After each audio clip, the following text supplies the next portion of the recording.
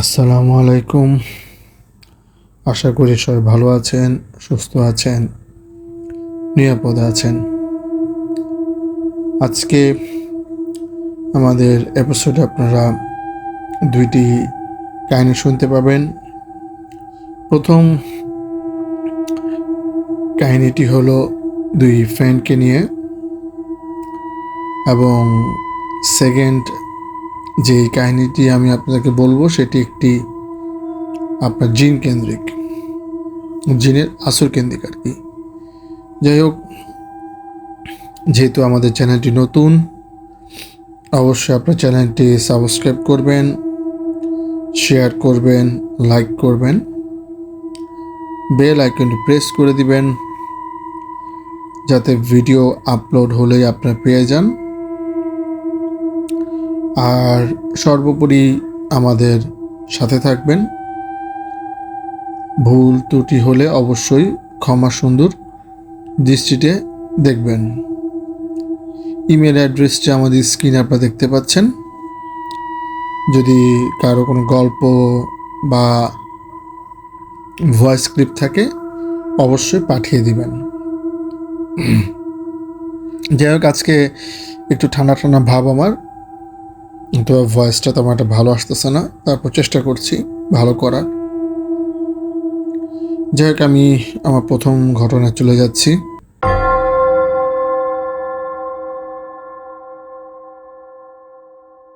প্রথম ঘন্টাটি একটি email sorry তো ইমেলটি পাঠিয়েছে বগুড়া থেকে সোহান।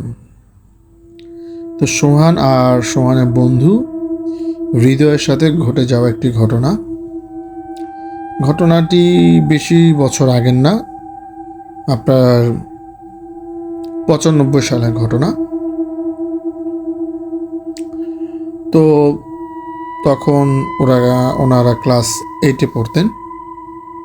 তো পরীক্ষার সময় তো ওনারা স্যারের বাসায় কোচিং করতেন। তো কোচিং করে আসার সময় সেদিন একটু লেট হয়ে যায়, যেহেতু সামনে পরীক্ষা। তো স্যার একটু লেট করেই ওদেরকে ছুটি দেয়। ছুটি দেওয়ার পরে স্যার বলে যে তোমরা কি বাসা যেতে পারবা? তো সোহান আর হৃদয় বলে হ্যাঁ স্যার আমরা পারবো, আমাদের সাথে তো সাইকেল আছে, প্লাস টর্চ লাইটও আছে, সমস্যা হবে না। তো স্যার বলে ঠিক আছে তোমরা তাহলে যাও, দেখে শুনে যাও। তো স্যারের বাসার কিছু দূর পার হইলেই আপনার একটা জোড়া তাল গাছ আছে। তাল গাছের নিচে দুটো কবর। এই জায়গাটা আগে থেকেই খারাপ, গ্রামের সব মানুষই জানে। তো তার মধ্যে এত রাত ওদের মনে সেই কথাটা নাড়া দিল। তো একজন একজনকে বলালে বলতেছে এই জায়গাটা তো খারাপ, তাড়াতাড়ি পার হয়ে যায়।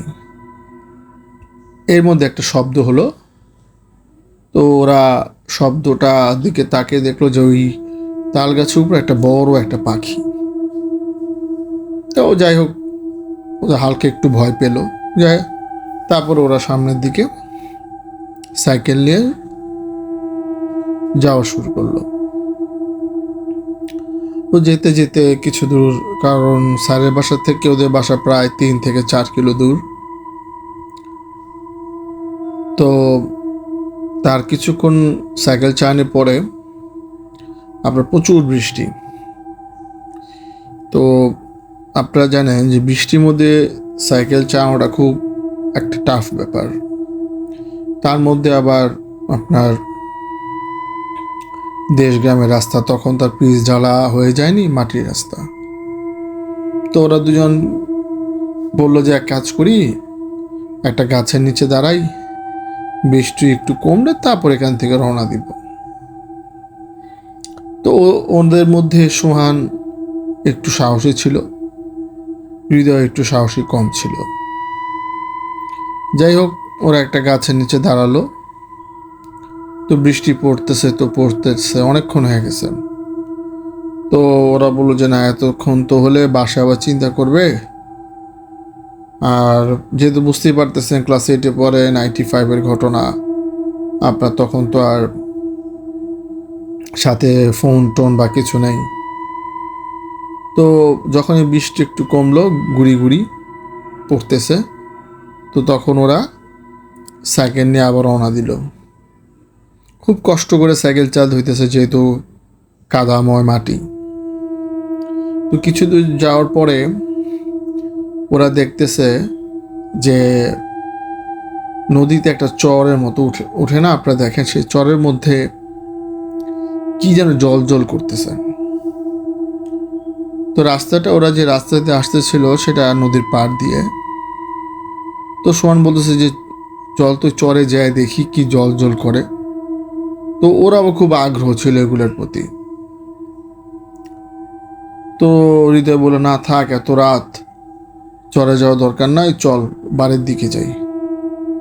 তখন শুনবার আর রাখ, চল যাই, যাই দেখি না জিনিসটা কি। তো আপনারা দেখবেন দেশ গ্রামে প্রায় জায়গায় নৌকা বাঁধা থাকে, কারণ কেউ যদি এই পার থেকে ওই পারে যায় এর জন্য, বা এমনিও বেঁধে রাখে। তো একটা নৌকার রশি খুলে ওরা দুজনই চরের দিকে গেল। তো চরের দিকে যাওয়ার পরে ওরা নৌকা থামানোর পর নৌকা থেকে নেমে যখনই চরে পা দিল, দেখলো যে অনেকগুলো আপনার বড় বড়, না কুকুর না শেয়াল, না মানে কেমন একটা জানি জন্তু, তার চোখগুলো জ্বলতেছে আগুনের মতো। তো এইটা দেখে তো দুজনই এখন ভয় পেয়ে গেল।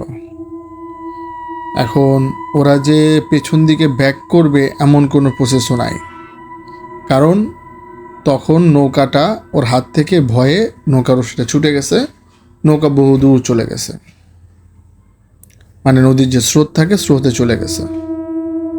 কারণ ও ভয় পাইছে, তখন রশিটা ছেড়ে দিছে মনের ভুলে।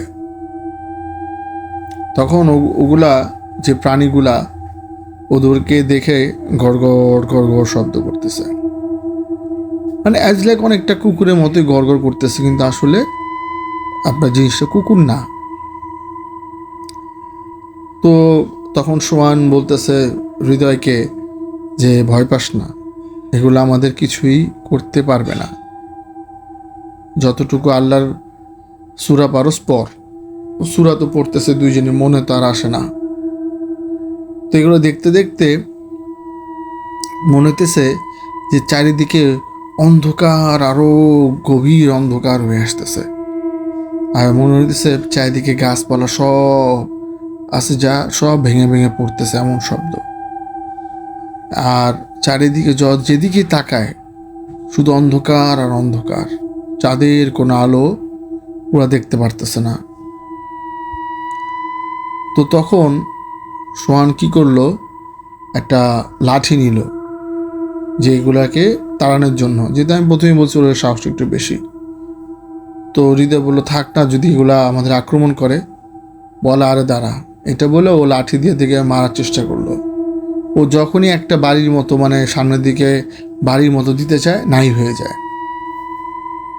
আবার ও দেখে, আবার মানে চোখগুলো দেখে, আবার বাড়ি মারতে চায়। তো মানে সোহান কতগুলাকে মারবে, প্রায় কয়েকশোর মতো চোখ। তো যখন এগুলো অনেকক্ষণ যাবত চেষ্টা করলো, কিন্তু কিছুই হলো না। না হওয়ার পরে তখন হৃদয় বলতেছে যে আজকে মনে আমরা শেষ, আজকে আর কোনো বাঁচার আশা নাই আমার। তখন সোহান বলতেছে, আরে তুই একটু চুপ কর, দেখি না কি হয়, কারণ ওর তো সাহস বেশি। তো ও কি করলো, ও আপনার এক মাথার থেকে আরেক মাথা দৌড় দিল। আপনার চটটা মোটামুটি একটু লম্বা টাইপের। তো দৌড় দিয়ে যায় ওখানে যে চিল্লাইতেছে, মানে কেউ আমাদের বাঁচাও, কেউ আমাদের বাঁচাও। কিন্তু আসলে তো আশেপাশে কেউই নেই, এত রাত, এর মধ্যে বৃষ্টি পড়তেছে। তো এইভাবে কিছুক্ষণ, অনেকক্ষণ চেষ্টা করলো, কিন্তু কেউ কোনো জায়গায় সারা শব্দ দিল না। তখন সোহান আবার ফেরত আসলো। আসার পরে ও দেখতেছে যে হৃদয় নাই। হৃদয় নাই, হৃদয় কোথায় গেল? দেখে যে হৃদয় অজ্ঞান হয়ে পড়ে আছে, মানে কোনো সেন্স নাই। হ্যাঁ, তো এটা দেখার পর তো ওরও খুব ভয় পেয়ে গেল যে এখন তো ওর পালা, এখন তো ও শেষ। হৃদয় মরেনি, কিন্তু সেন্সলেস হয়ে গেছে। এমন কি ঘটনা ঘটছে যাওয়ার পরে ও এটা মানে ও তো বুঝতে পারতেছে না।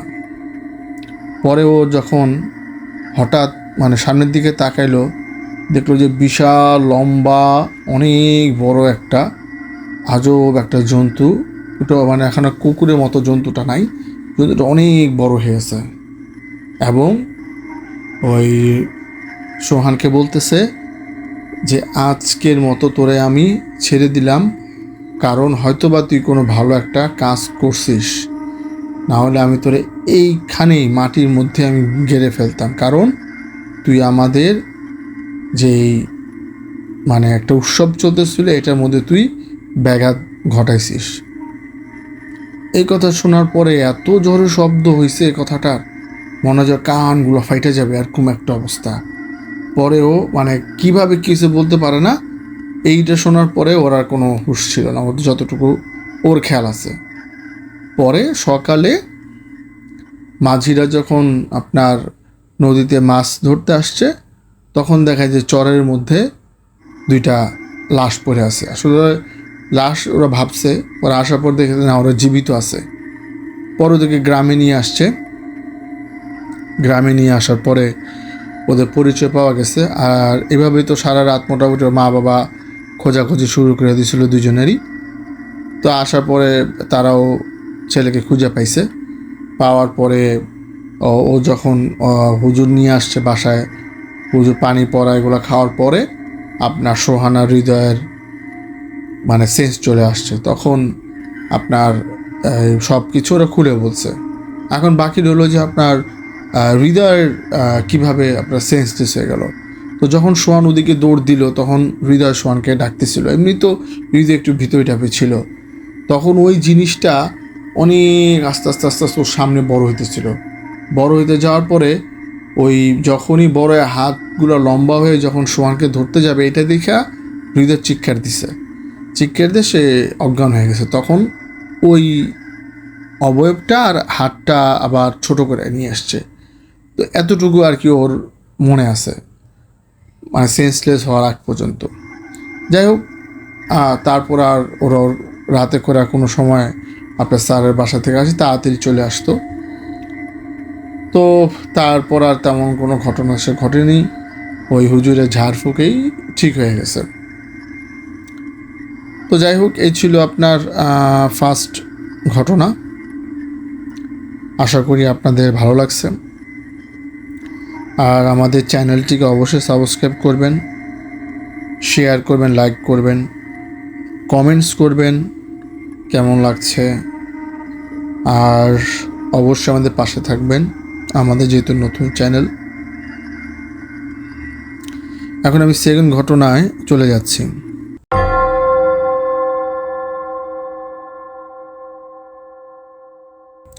সেকেন্ড ঘটনাটি হলো আমার এক খুবই কাছে বড় ভাই বলতে পারেন, তার থেকে সংগ্রহ করা। তার সাথে আমার ফেসবুকে পরিচয়। তার নাম হয়েছে বেলাল।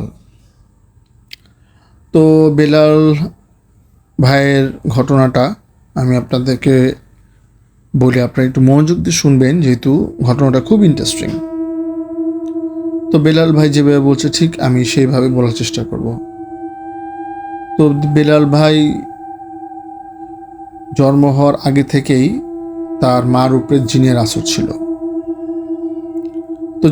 তো তারপরে উনি জন্মগ্রহণ করলেন। জন্মগ্রহণ করার পর উনি যখন একটু একটু বড় হলেন, উনি বোঝা শুরু করলেন যে ওনার মার উপরে জিনের আসর আছে। তো ওনার মামা ছিল কবিরাজ। তো যখনই জিনের আসর হইতো, তার মা যে কোনো মানুষকে, তার ছেলে হোক বা আশেপাশে মানুষ হোক, যাকেই দেখতো কামড় দিত, খামচাইতো, জামা ছিঁড়ে ফেলতো। তো এরকম হইলে তো তারা কি করতো, তার মাকে বেঁধে রাখতো যাতে কোনো মানুষের ক্ষতি না করে। তো তার মামা যেহেতু ওঝা, বা কবিরাজ বলেন, ডাক দিয়ে নিয়ে আসতো। তো তার মামা কিছু ওষুধপত্র দিত। তো দেখা গেছে যে আপনার 15 দিন বা 1 মাস তার মা ঠিক থাকতো, আবার সেই একই ঘটনা ঘটতো। তো এভাবে চলতেছে। তো ওই বেলাল ভাই একসময় বিরক্ত হয়ে গেল যে কি ব্যাপার, আমার মামা কবিরাজ হওয়া সত্ত্বেও আমার মাকে ঠিক করতে পারতেছে না। তো এটা চিন্তা করে বেলাল ভাই কি করলো, তখন বেলাল ভাই বয়স বেশি না, হয়তো 14-15 হবে। তো বেলাল ভাই একদিন কী করলো, ওনার নানি বাড়ি গেল, মানে মামা বাড়ি আর কি গেল। ওনারা ছোটোবেলায় দেখতো যে মামা আপনার ওনাদের বাসার পাশেই একটা আপনার বটগাছ ছিল। ওই বটগাছে মানুষের মাথা কেটে সাদা কাপড় দিয়ে বেঁধে রাখতো। এরকম অনেকগুলো, প্রায় 20-30টা ছিল। ওনারা ছোটোবেলা থেকে এটা দেখতো। তো মামা নাকি বলতো যে যে বৃহস্পতিবারে মারা যায় তার আমি মানে মাথাটা কেটে এনে সংগ্রহ করে রাখি, এটা আমার কাজের জন্য। আসলে উনি ব্ল্যাক ম্যাজিক করতো কি না তা তো তখন বুঝতো না, মানে বেলাল ভাই বুঝতো না আর কি। তো বেলাল ভাই কী করলো, যেহেতু তার মাকে তার মামা সুস্থ করতে পারতেছে না, তার মনে অনেক রাগ। সে তার মামা বাড়ি বা নানি বাড়ি যেটা বলেন যাওয়ার পরে সে একটা দা নিল। দা তো অবশ্যই আপনারা চিনেন। তো দা নিয়ে মামাকে বল, মামা আমার মাকে তুমি সুস্থ করতে পারতেছো না, এই মাথা যত আছে আমি কেটে ফেলাই দিব। তো মা বলছে আর রাখ রাখ, আমি তো চেষ্টা করতেছি। বলে না আমি কিচ্ছু শুনবো না। তো ওই বেলাল ভাই দৌড় দিয়েই 3-4টা মাথা কেটে ফেললো, মানে দড়িতে ঝুলানো ছিল, তো দড়িগুলা কেটে ফেলে দিল মাথাগুলা নিচে। একটা মাথা পড়ার বিকট চিৎকার শব্দ আসে, আরেকটা মাথা পরে বিকট একটা চিৎকার শব্দ আসে। তো যাই হোক, পরে ওনার মামাকে ধরলো, আরে তুই ওগুলো কী করছো, সেগুলো তো আমার অনেক ক্ষতি হয়ে যাবে।